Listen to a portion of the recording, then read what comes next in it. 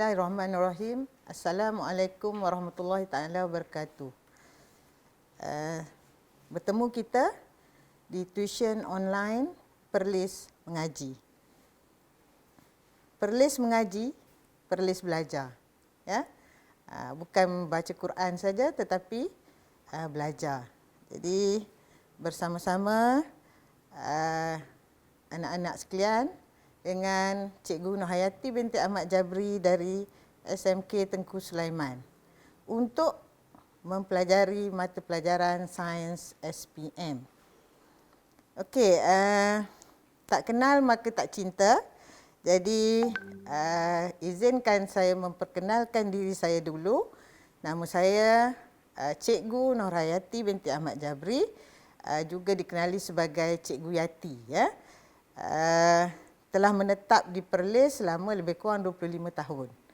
Walaupun saya berasal daripada Parit Buntar, Perak, ya, tapi dah jadi orang Perlis lah sekarang ni. Okey, untuk pengetahuan semua, saya belajar bermulanya pembelajaran saya adalah di Pahang, iaitu di Sekolah Kebangsaan Teruntum, Kuantan, Pahang.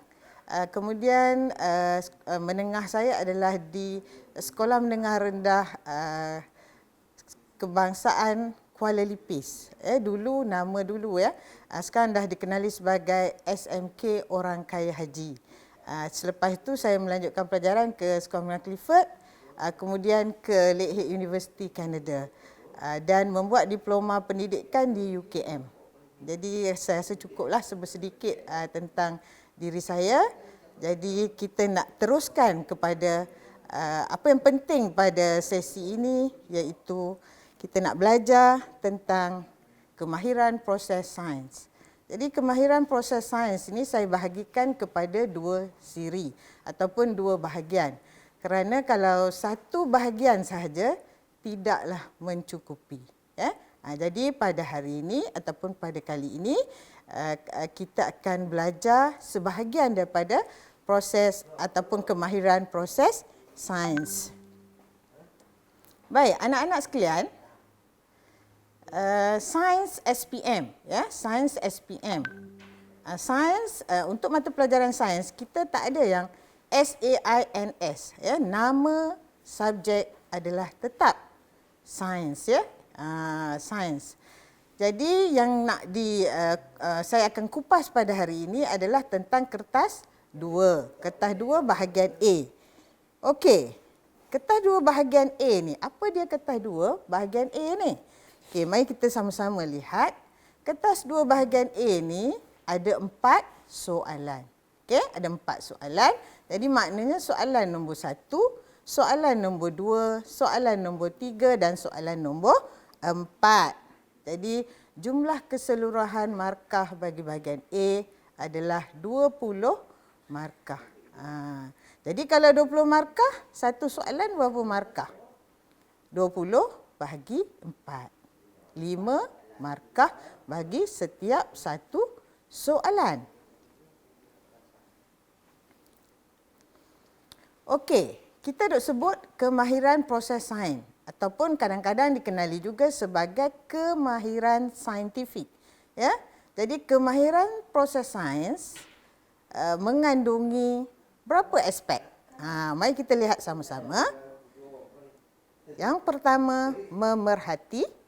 Yang kedua, membuat inference. Seterusnya, mengukur dan menggunakan nombor. Yang keempat, mengelas. Yang kelima, berkomunikasi. Yang keenam, menggunakan perhubungan ruang dan masa. Yang ketujuh, meramal. Yang ke-8, mentafsir data. Yang ke-9, mengawal pemboleh ubah. 10, mendefinisi secara operasi. Dan 11, membuat hipotesis. Okey. Jadi di sini terdapat 11 aspek dalam kemahiran proses sains. Banyak ni. Sebab itu pada hari ini cikgu hanya akan ambil separuh. Jadi separuh kalau 11 bahagi 2 takkan 5,5, kan?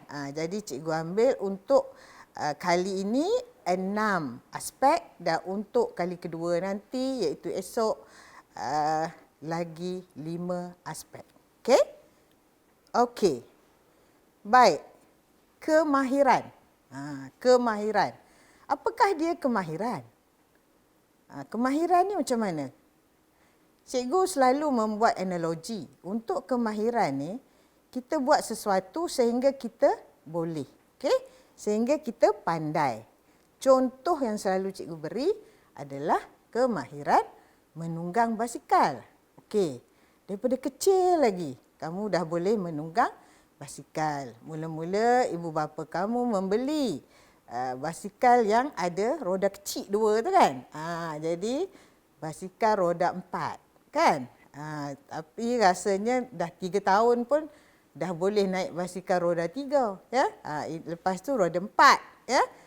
Selepas itu kita buang roda tersebut, maka bolehlah kita naik basikal yang biasa, boleh bersantai-santai, dah dapat menyeimbangkan badan kita, ya, boleh tanpa terus melihat ya, dan sebagainya. Jadi ini adalah disebabkan oleh kita telah menguasai kemahiran. Okey? Cikgu nak tunjuk yang ketiga. Yang ketiga, bila dah kuasai kemahiran, bolehlah menjadi pelumba basikal, ya, pelumba basikal. Boleh bertanding di dalam negara ataupun di luar negara. Tetapi cuba lihat gambar yang keempat di sini, ni gambar ni. Jadi kalau diperhatikan gambar ni, ada seorang pakcik membawa 3 orang anak murid, ya. Membawa 3 orang anak murid. Maksudnya anak dia lah, ya. Kita kata anak dia, sebenarnya anak jiran dia. Okey. Kalau cikgu tanya kepada anak-anak sekalian, boleh tak kamu lakukan seperti pakcik ni? Ada orang kata boleh, tak boleh. Kan nanti terhoyong hayang, terketar-ketar kalau pertama kali kita buat. Tapi kalau dah selalu buat, ya, dah mahir, ya, benda itu jadi senang. Okey? Jadi penegasan di sini adalah tentang kemahiran itu boleh dikuasai, boleh dicapai dengan latihan secara berulang-ulang. Jadi kita kena tengok soalan-soalan yang berkaitan dengan kemahiran proses sains, barulah kita dapat kuasai. Okey? Jadi untuk kali ini, aspek yang kita akan buat ada 6 tadi, ya, memerhati, membuat inference, mengelas, berkomunikasi, menggunakan perhubungan ruang dan masa, dan meramal. Ada 6. Okey, ada 6. Jadi sekarang kita terus pergi kepada satu aspek kepada satu aspek. Okey, kemahiran yang pertama ataupun aspek yang pertama, aspek memerhati. Okey. Apa dia memerhati ni? Okey. Wah, cantiknya.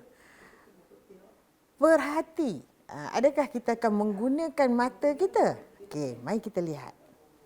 Jadi, memerhati ataupun pemerhatian adalah mendapatkan maklumat tentang objek dan fenomena dengan menggunakan deria. Merah lagi ni, ya, deria yang sesuai. Ada berapa deria yang kita ada?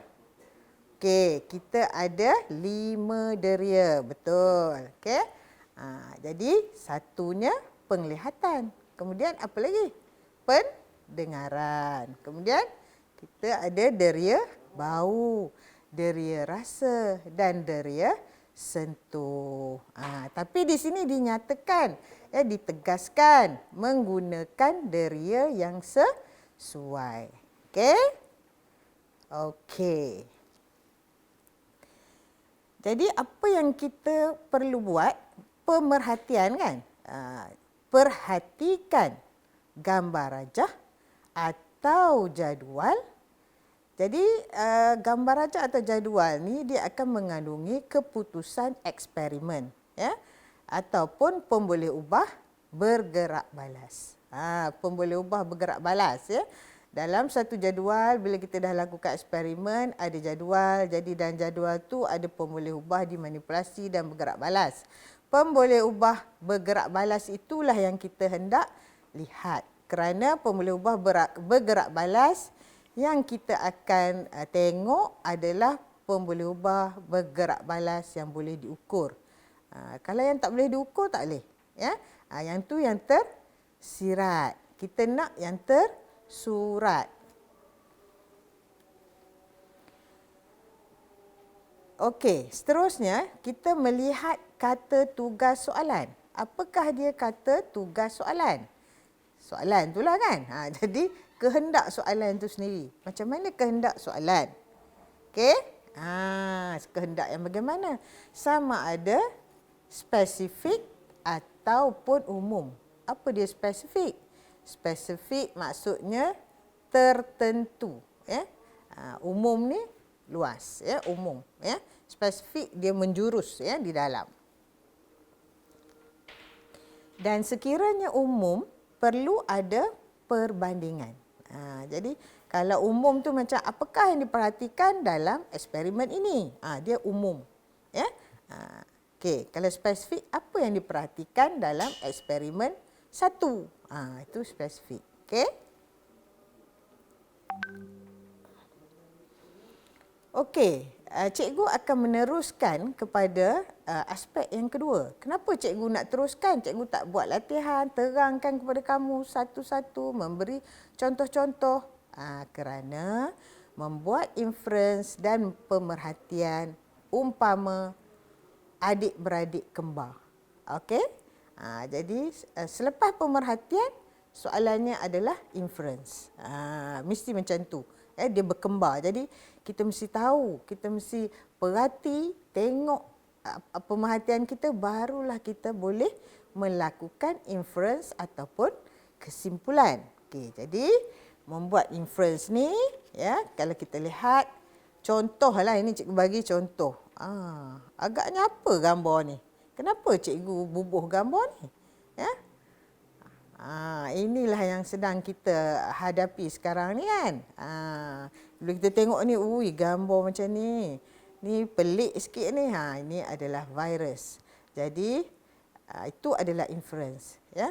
Ini adalah virus corona. Ya? Yang menyebabkan penyakit COVID. Ya? Wabak COVID-19.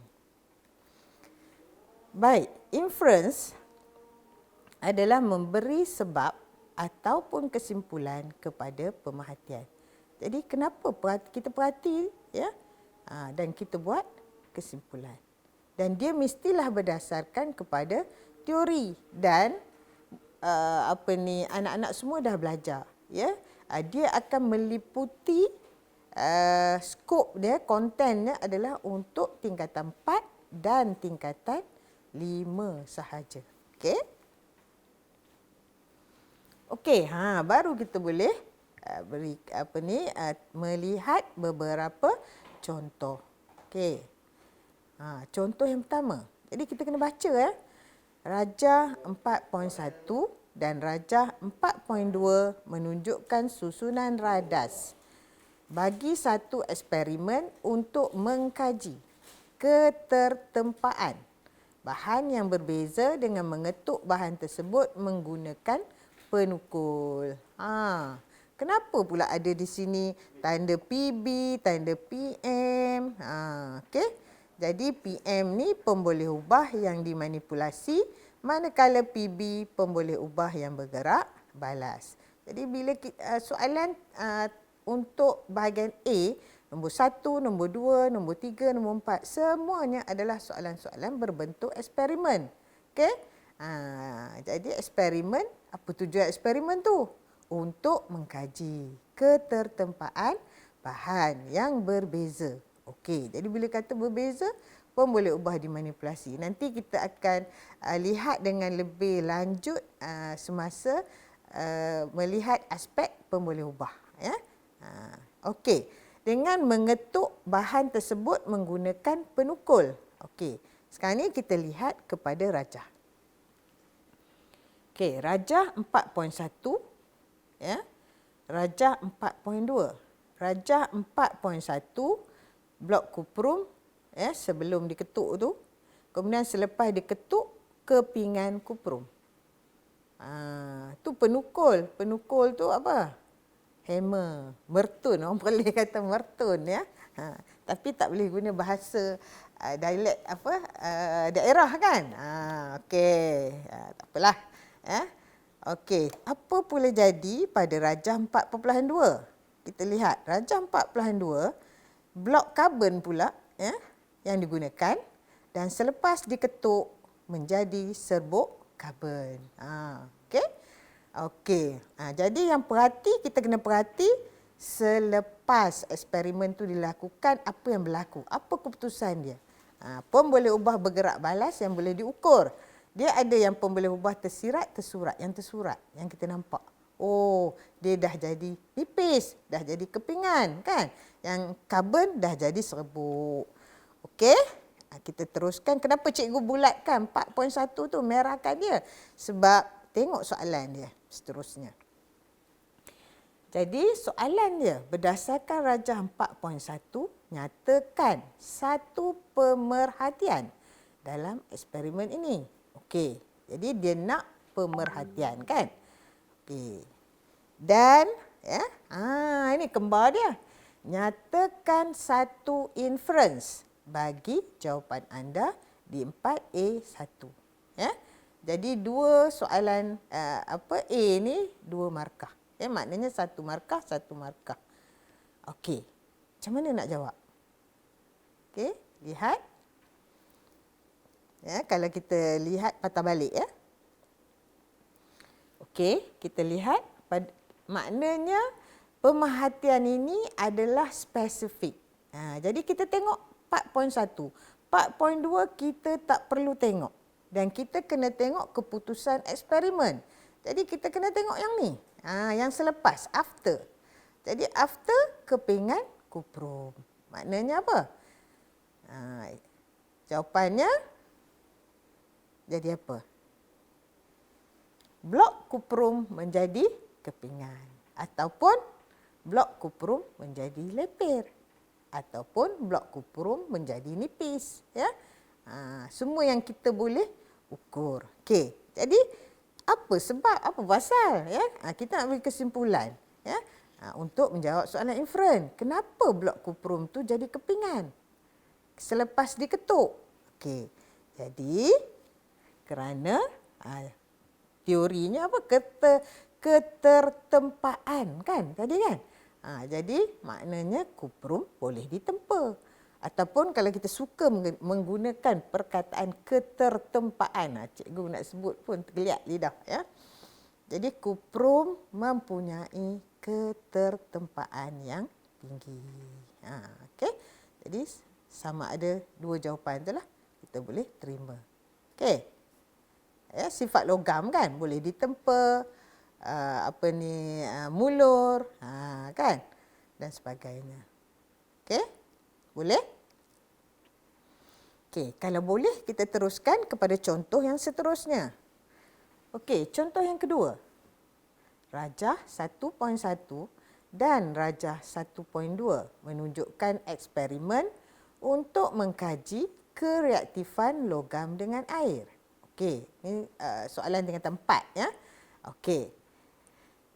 Selepas perkataan mengkaji kereaktifan, kereaktifan logam tu itu ada kereaktifan logam dengan air tu semua tu satu ayat tu itu adalah merupakan pemboleh ubah bergerak balas kereaktifan. Kita tak boleh kata kereaktifan saja. Kereaktifan logam dengan air. Okey. Dan logam tu juga adalah merupakan pemboleh ubah yang dimanipulasi. Okey? Okey, untuk melihat dengan jelas kita akan lihat kepada gambar rajah yang dibekalkan kepada kita. Okey, ingat kebanyakan soalan memang ada gambar rajah. Untuk soalan nombor 1, 2, 3, 4 sebab soalan eksperimen. Okey? Okey, cuba kita lihat. Rajah 1.1 ni mari kita baca. Jangan malas baca. Okey. Okey, isi padu gas yang terkumpul selepas 5 minit. Oh ni. Ya. Okey. Kemudian kita nampak yang di bawah isi padu gas yang terkumpul selepas 5 minit. Jadi apa ni? Sama. Jadi bila sama apa? Pemboleh ubah yang dimanipulasi, yang dimalarkan. Jadi yang ditetapkan, ya. Control, ya. Variable. Okey, kemudian kalau kita lihat di sini 2 gram natrium. Ada logam sini dalam ni. Kemudian di sini pula 2 gram kalsium. Okey, kecil nampak ni. Boleh kot nampak, ya, boleh lihat. Okey. Jadi kalsium dengan natrium ni logam lah. Tadi dia dah sebut logam, kan?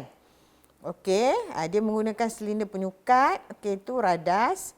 Kemudian ada air. Jadi pengumpulan gas ini adalah berdasarkan sesaran air, ya, sesaran di bawah air, kan? Jadi kita dapati ada gas yang dikeluarkan dalam tindak balas di antara logam dengan air, iaitu logam yang reaktif.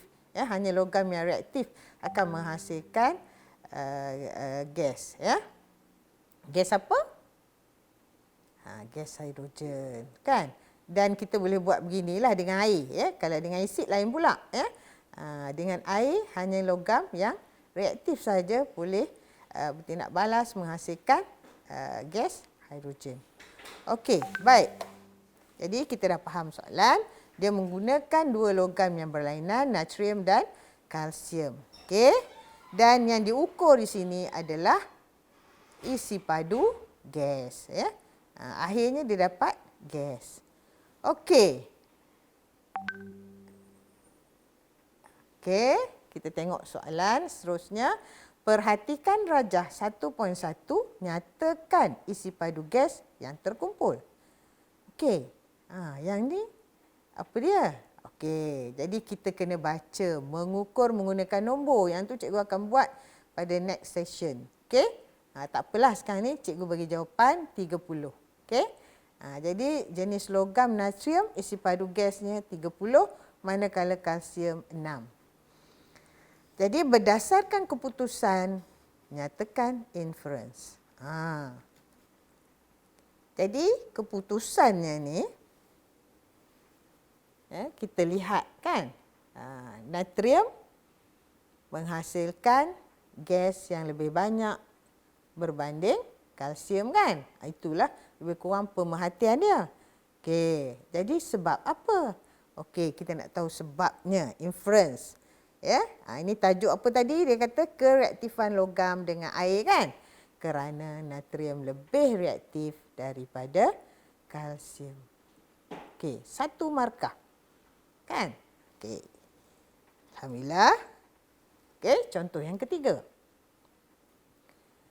Rajah 1.1 dan 1.2 menunjukkan eksperimen untuk mengkaji kekonduksian elektrik plumbum 2 bromida. Jadi kekonduksian elektrik itulah keputusan eksperimen kita ataupun pemboleh ubah bergerak balas, ya. Yang tersirat, ya. Okey. Baik. Bahan yang sama, plumbum 2 bromida. Okey, tetapi kalau kita lihat di sini, ya, dia ada 2 jenis. 1 pepejal plumbum 2 bromida, 2 leburan. Apa yang bezanya? Bezanya adalah keadaan, kan? Solid apa ni? Molten. Kan? Jadi ada 2 keadaan. Okey, kita tengok tu. Rod karbon, dua-dua digunakan elektrod karbon. Okey. Kemudian seterusnya ini apa dia ni? Ammeter, tandakan dengan A, kan? Kemudian ada panaskan. Yang ni tak panaskan sebab dia dalam bentuk pepejal. Okey, next. Berdasarkan rajah 1.2, apakah pemerhatian anda pada jarum ammeter? Jadi ni apa dia? Maksudnya pemerhatian yang spesifik. Okey, yang spesifik 1.2. Mana dia 1.2? Itu dia yang bawah, kan? Yang bawah. Okey. Jarum ammeter kat mana nak cari ni? Itu dia jarum ammeter. jarum, ya, yang ni, yang ada tanda anak panah. Inilah jarum dia. Okey? Okey. Baik. Jadi apa jawapannya? Okey. Terpesong. Selain daripada tu, bergerak. Boleh? Meningkat. Boleh? Boleh. Ya? Yang sama maksud, kan? Yang sama maksud dengan terpesong. Tetapi katalah kamu jawab, emitter bergerak. Boleh tak kamu rasa? Diterima ke tak terima? Emitter bergerak. Tak boleh lah. Sebab apa? Sebab emitter tu macam ada kaki pula pergi bergerak, kan? Tak boleh, ya. Jadi terpesong boleh, ya. Maksudnya jarum emitter terpesong, kan? Kalau kita tulis emitter terpesong, emitter tu yang bergerak, ya. Satu emitter tu yang bergerak, ya. Tak boleh. Okey? Okey. Seterusnya, contoh yang keempat. Untuk contoh yang keempat, Rajah 2 menunjukkan eksperimen untuk mengkaji ketahanan terhadap pengaratan, okey, bagi aloi dan logam tulen. Ni, ketahanan terhadap pengaratan adalah pemboleh ubah bergerak balas. Manakala pemboleh ubah dimanipulasi adalah aloi dan logam tulen. Dia ada dua, kan? Aloi dan satu lagi logam tulen. Mari kita lihat gambar rajah ni. Okey, gambar rajah yang pertama ni. Paku keluli. Kemudian ada air garam. Kemudian di sebelah kanan, paku besi. Jadi maknanya apa? Maknanya paku besi dan paku keluli direndam di dalam air garam. And then, selepas 2 hari. Selepas 2 hari apa yang diperhatikan di sini? Mari kita lihat. Ni macam tak ada apa, tiada perbezaan. Maksudnya tidak ada apa-apa yang berlaku, ya. Yang ini macam hitam-hitam, kan? Bukan macam, memang hitam, kan? Okey. Yang ini tiada perubahan, yang ini apa? Ada hitam-hitam sikit, kan? Jadi apa kita kata tu? Okey, dalam soalan ni dah keluar semua. Tak apalah. Okey, dalam soalan ni perhatikan keadaan kedua-dua paku selepas 2 hari. Tulis jenis paku dalam petak. Okey, soalan ni kita tak nilah. Tetapi cikgu terpaksa gunakan jugalah jawapan bagi ni untuk kita nak menjawab soalan tentang inference. Okey? Okey. Jadi yang warna berubah tu tadi, yang warna hitam kita kata tadi, kan, yang kelihatan hitam tu adalah paku besi. Yang tidak berubah tu adalah paku keluli. Ini kita lihat. Selalunya kita tengok paku besi apa? Warna berubah. Paku keluli apa? Warna tak berubah. Itu pemerhatian kita, kan? Ini terbalik. Daripada pemerhatian disuruh kita tentukan. Jadi kita tafsirlah daripada gambar rajah tersebut. Okey, kita lebih kepada nak lihat ini. Jadi bila kita lihat ni, kenapa paku besi berubah warna? Kenapa paku keluli tak berubah? Kerana paku besi berkarat. Jadi yang berubah warna tu, sebabnya dia menjadi keperang-perangan ataupun menjadi warna perang, kan? Jadi paku besi berkarat ataupun besi berkarat, ya, ataupun keluli tidak berkarat ataupun keluli lebih tahan kakisan, ya. Okey. Boleh ke kalau kita tak bandingkan? Ya, boleh, ya. Jadi inference ni kita boleh bagi, ya. Keluli lebih tahan kakisan, ataupun besi berkarat, ataupun kalau nak nyatakan kedua-duanya lagi baik, ya. Keluli tidak tahan kakisan tetapi besi apa dia? Tidak, keluli lebih tahan kakisan, dah tersilap. Keluli lebih tahan kakisan tetapi besi tidak tahan kakisan. Ataupun besi berkarat tetapi keluli tidak berkarat. Ya. Okey. ramai pelajar ya ataupun murid ataupun anak-anak yang berada di hadapan ni selalu tersilap. Kalau eksperimen macam ni, dia kata pemerhatian dia besi berkarat terus. Ya? Keluli tak berkarat ataupun tidak berubah. Tapi besi selalu sebut berkarat. Boleh ke jawapan tu diterima sebagai pemerhatian? Tak boleh ya. Kena ingat ya. Berkarat adalah kesimpulan ataupun inference. Okey? Berkarat adalah inference. Jadi besi berkarat itu adalah untuk inference. Okey, next. Contoh yang kelima agak panjang sikit. Sebab kita sekarang ni soalan kita akan menjadi panjang, ya. Sebab apa panjang? Sebab kita ke arah soalan-soalan kebat. Ya, bila soalan kebat dia akan panjang sebab dia mengandungi situasi dalam kehidupan seharian kita. Jadi contoh yang kelima ni, seorang murid menjalankan kajian untuk menentukan kesan fosforus. Okey. Jadi kesan fosforus ni sejenis nutrien, ya, makronutrien ke atas pertumbuhan pokok orkid. Jadi dipilih pokok orkid. Jadi pembuluh ubah yang dimanipulasi adalah fosforus ni, ya. Selepas kesan fosforus, okey, yang bergerak balas pertumbuhan pokok orkid. Okey. Tetapi kena ingat ya, pembuluh ubah dimanipulasi ni bukanlah fosforus saja, tetapi ini dia menggambarkan, selepas perkataan kesan dia menggambarkan pembuluh ubah dimanipulasi. Takut tersasar sebab kita hari ini cikgu tak fokus untuk mengawal pembuluh ubah, ya. Nanti kemudian kita akan buat sesi seterusnya. Kita baca lagi, murid tersebut menggunakan kaedah aeroponik dengan menyembur larutan baja yang berbeza pada pokok orkid P dan pokok orkid Q 2 kali seminggu. Jadi maknanya kaedah aeroponik ada tak dalam sukatan? Tak ada kan? Kita belajar hidroponik. Kan? Jadi aeroponik ni tak adalah dalam buku teks kita. Tapi berlaku di luar. Okey. Jadi dalam kehidupan seharian kita ada, boleh, ya. Okey. Jadi kaedahnya dia menyembur, ya. Jadi arrow ataupun arrow kan. Jadi kaedah semburan, okey. Rajah 3 menunjukkan keputusan selepas 2 bulan. Jadi kita perhatikan. Jangan jadi ilusi optik.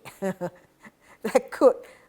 Dia sebenarnya apa? Sebenarnya tengok yang sabut tu. Sabut tu sama besar kan?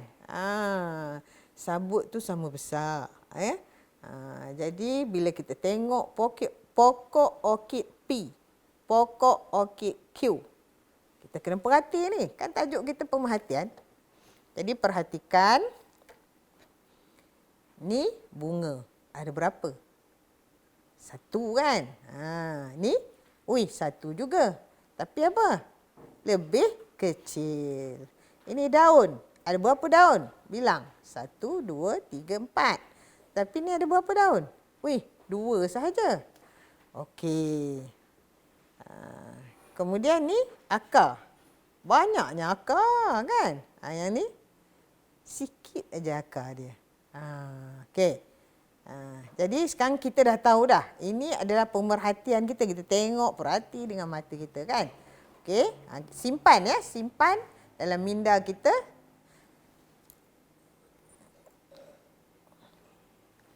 Okey. Berdasarkan pemerhatian anda, nyatakan satu perbezaan antara pokok orkid P dan pokok orkid Q.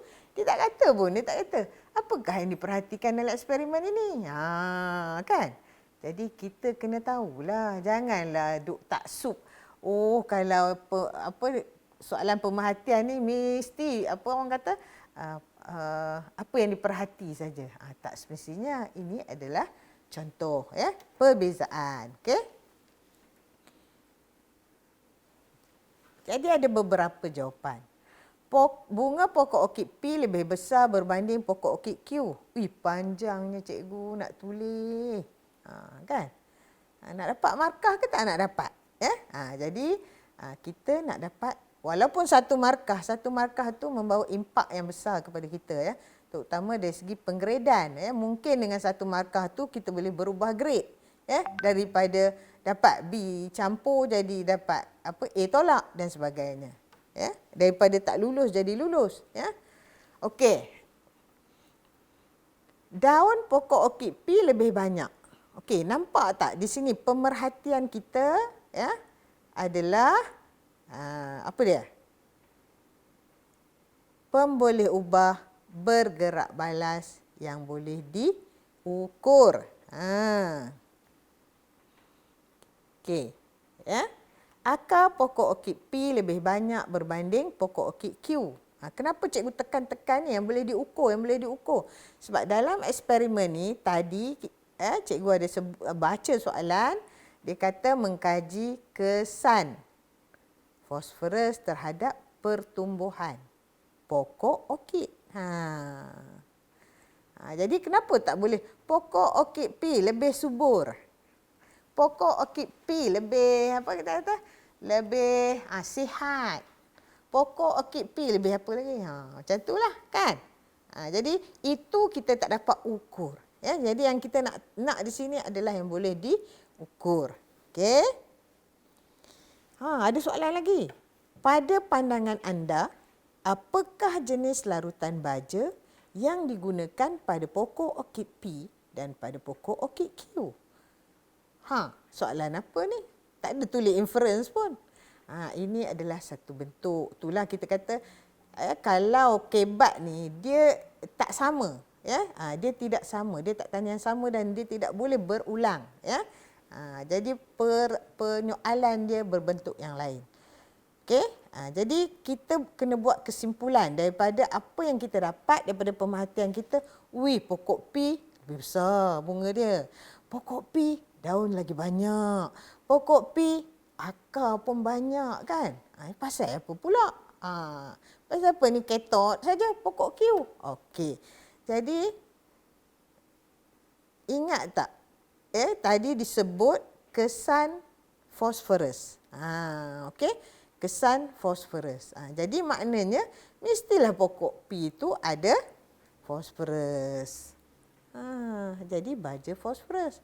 Jadi pokok orkid Q apa dia? Tanpa fosforus. Senang je kan? Dia tak susah sains ni. Ya? Jangan tension, stress, PKP. Cikgu Yati ni nak ajar sains pula. Dah lah kena PKP, tak boleh keluar ya. Okey. Baik. Boleh tak kalau kita nak buat baja tai ayam? Baja kompos. Tak boleh lah. Sebab apa? Tadi kita dah kata dah. Ya? Di awal penerangan tentang inference ni tadi. Inference ni adalah kesimpulan. Ya? Tentang apa? Teori yang kita belajar. Jadi kita ada belajar tajuk ni kan. Baja. Ya? Yang kita belajar NPK, nitrogen, fosforus, kalium. Ingat lagi? Tu rasanya semua anak-anak dah belajar tu. Dah sampai kepada tajuk tu. Okey. Makronutrien. Ya? Okey. Next. Contoh yang keenam. Contoh yang keenam ni, Rajah 2 menunjukkan satu eksperimen untuk mengkaji kesan cahaya ke atas pertumbuhan bakteria. Jadi cahaya tu adalah yang dimanipulasikan manakala pertumbuhan bakteria yang bergerak balas. Tu daripada ayat, daripada ayat. Okey, cuba kita lihat rajah ni, tengok satu-satu. P. Ada kotak hitam. Dalam ni sama. Maksudnya dimalarkan. 5 cm padu bubur nutrien dengan kultur bakteria. 1 cm padu kultur bakteria. Dalam tajuk mikroorganisma, ini tajuk pertama tingkatan 5. Semua rasanya dah habis tajuk ni kan. Okey. Dalam tajuk ni, kalau menggunakan tabung uji, kena guna bubur nutrien. Tapi kalau piring Petri, agar nutrien. Okey? Okey. Dah puas hati tengok? Tak ada apa-apa. Cuma dia tunjuk mentol. Ada cahaya. Keadaan bubur nutrien dalam tabung uji P dan Q diperhatikan selepas 3 hari. Keputusan eksperimen direkodkan dalam jadual 2. Okey. Jadi ingat lagi tabung uji P tadi? Okey. Tabung uji P yang letak dalam gelap. Kan? Okey. Jadi keruh. Tabung uji Q yang letak bawah mentol. Tak keruh ke? Ada keruh tapi sedikit saja, kan? Okey, next. Tu dia soalan. Nyatakan satu pemerhatian pada bubur nutrien yang telah disimpan dalam kotak hitam selama 3 hari. Jadi maksudnya yang kotak hitam tu adalah tabung uji P, kan? Jadi baca ni keruh. Takkan tak boleh, kan? Bubur nutrien menjadi keruh. Jadi kembar dia tanya, inference, apa dia inference? Inference-nya nyatakan satu inference bagi eksperimen ni. Pasal apa pula bubur nutrien ni jadi keruh? Jadi bubur nutrien ni menjadi keruh kerana teng-teng. Kerana apa, kan? Okey, kerana bakteria ni tumbuh dalam gelap.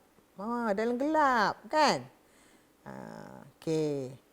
Bakteria membiak aktif dalam gelap. Jadi itu yang semaksud. Jadi itulah jawapan yang sepatutnya kamu tulis. Okey? Boleh lagi? Teruskan. Ya, itu lambat pula keluar tabung uji P. Ya. Okey, contoh yang seterusnya. Contoh 7. Rajah 3 menunjukkan satu eksperimen untuk mengkaji kesan cahaya ke atas pertumbuhan mikroorganisma. Okey? Kesan cahaya lagi? Kesan cahaya lagi? Okey, baik, kita lihat soalannya. Okey. Ini roti yang disimpan, roti kedua-duanya roti lembap. Satu dalam gelap, satu dalam cahaya terang.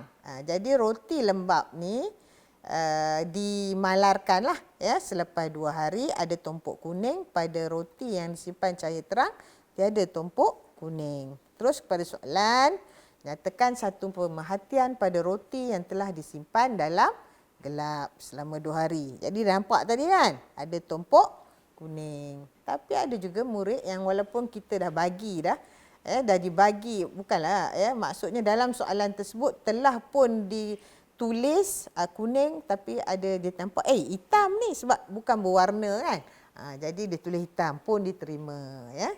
Okey, next. Mengelas. Apakah dia mengelas? Mengelas adalah mengasingkan dan mengumpulkan objek atau fenomena kepada kumpulan masing-masing dan kelas mengikut ciri sepunya. Tapi kan cikgu rasa orang Perlis ni tak ada masalah, ya. Sebab orang Perlis memang sebut kelas. Masa cikgu baru datang tu cikgu pun tak faham, ya.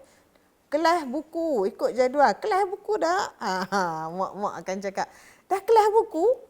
Rupanya memang orang Perlis ni advance lah. Jadi maknanya tidak ada masalah dari segi pengelasan. Jadi kita kelaskan, ya.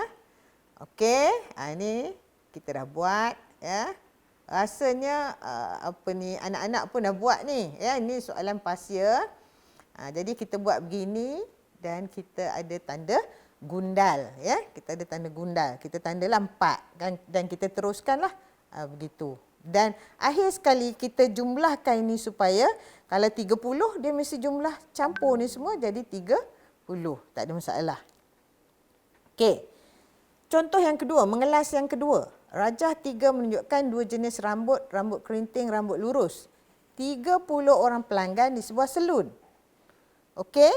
Jadi kita bilanglah, takkan tak boleh yang ni ada rambut ketak-ketak dengan rambut lurus, kan? Jadi lurusnya 12 orang, kerintingnya 18 orang. Okey? Itu mengelas. Apa pula soalan mengelas yang ni? Lain pula, kan? Jadi soalan tadi, ya. Bukan soalan tadi, ni soalan lain, sorry. Okey. Tandakan raib bagi bahan yang mempunyai ciri yang sama seperti bahan pada rajah 1.1 yang ketertempaan yang sebelum ni. Dah contoh yang mana tadi. Okey, jadi maknanya kita hanya perlu melihat satu kan, iaitu dia nak 1.1. Itu kata tugas soalan. Okey, dalam kata tugas soalan ni, okey, kuprum. Mana yang sama dengan kuprum? Adakah timah, sulfur atau naftalin? Mestilah timah, bukan mak timah. Ini adalah stannum. Nama saintifiknya stannum. Tapi nama biasa timah. Biji timah kan? Timah lah tu. Okey, next. Okey, contoh yang keempat. Tandakan raib makanan yang boleh digunakan untuk penyampaian. Kenapa yang ni cikgu tulis dalam bahasa Inggeris? Sebab kadang-kadang, walaupun ada 3 kotak, kita kena tanda 2. Jadi macam mana kita nak tahu 2 ke 1? Lihat kepada bahasa Inggeris. Tip dia. Mark the foods. Okay? Jadi foods ni, apa dia? Plural. Food ni adalah plural. Plural more than one. Tapi takkanlah 3. Takkanlah jawapannya semua. Kan? Okey. Jadi yang mana boleh digunakan untuk penyampaian? Maknanya yang ada apa? Glukosa. Jadi di sini ada 2. Kalau jawab 1 macam mana? Kalau jawab nasi saja? Tak ada markah setengah. Dia 1 markah. Jadi 2 betul 1 markah. Next. Berkomunikasi adalah mempersembahkan maklumat atau idea dalam pelbagai bentuk seperti jadual, graf, rajah ataupun model. Dan selalunya dalam bentuk graf. Jadi graf, ada graf garis, iaitu garis lurus dan juga garis lengkung, dan juga graf bar dan histogram. Jadi contoh graf, contohnya graf garis lurus. Jadi diberi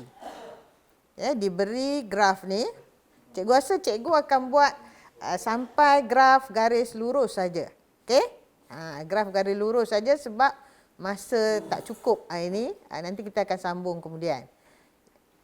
Kalaulah kita lihat ni, daya yang bertindak pada umur besar, daya yang bertindak pada umur kecil, kemudian kita tengok 8 ni, dia tidak ada kan? Jadi kita tanda je. Kita tanda point ni, kita dapati dia lurus.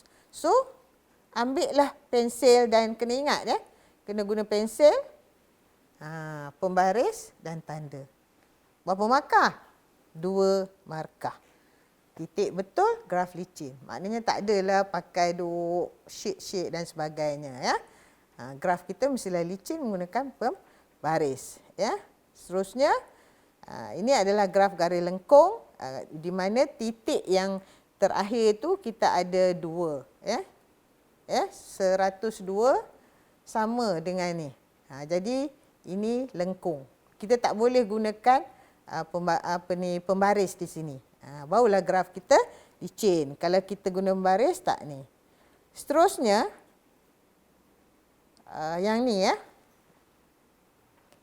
soalan ini dia berbeza sikit sebab datanya adalah berbeza macam tu.